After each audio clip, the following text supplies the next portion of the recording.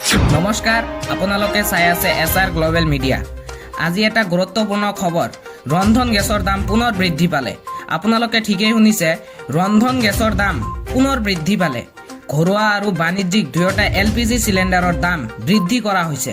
দেশজুৰি পুনৰ বৃদ্ধি পালে ৰন্ধন গেছৰ দাম।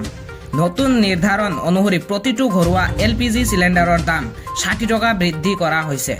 আনহাতে বাণিজ্যিক LPG চিলিণ্ডাৰৰ দাম বৃদ্ধি পাইছে 115 টকা। এই নতুন দাম শনিবাৰৰ পৰা কাৰ্যকৰী হ'ব বুলি জনোৱা হৈছে। নতুন নিৰ্ধাৰণ অনুসৰি এখন ঘৰুৱা চিলিণ্ডাৰৰ দাম প্ৰায় 962 টকা হ'ব। আনহাতে বাণিজ্যিক চিলিণ্ডাৰৰ দাম হ'ব প্ৰায় 1999 টকা।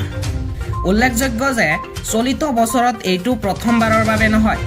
ইতিমধ্যে জানুৱাৰী মাহতো বাণিজ্যিক চিলিণ্ডাৰৰ দাম 111 টকা বৃদ্ধি হৈছিল আৰু ফেব্ৰুৱাৰীত পুনৰ 49 টকা বৃদ্ধি হৈছিল। বাণিজ্যিক চিলিণ্ডাৰৰ সাধাৰণতে হোটেল, ৰেষ্টুৰেণ্ট আৰু বিভিন্ন ব্যৱসায়িক প্ৰতিষ্ঠানত ব্যৱহাৰ কৰা হয়। সেয়ে এই মূল্য বৃদ্ধিৰ ফলত বহু ব্যৱসায়িক ক্ষেত্ৰতো প্ৰভাৱ পৰাৰ সম্ভাৱনা আছে।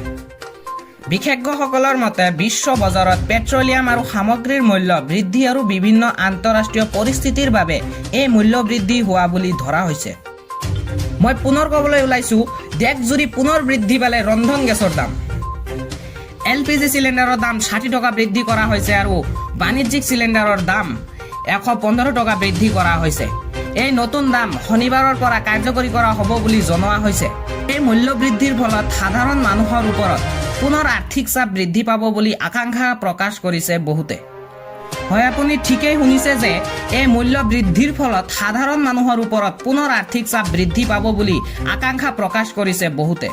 এয়া আছিল আজিৰ গুৰুত্বপূৰ্ণ আৰু এটা ডাঙৰ খবৰ। আৰু খবৰৰ বাবে আমাৰ এই চেনেলটো ছাবস্ক্ৰাইব কৰি দিয়ক। ধন্যবাদ।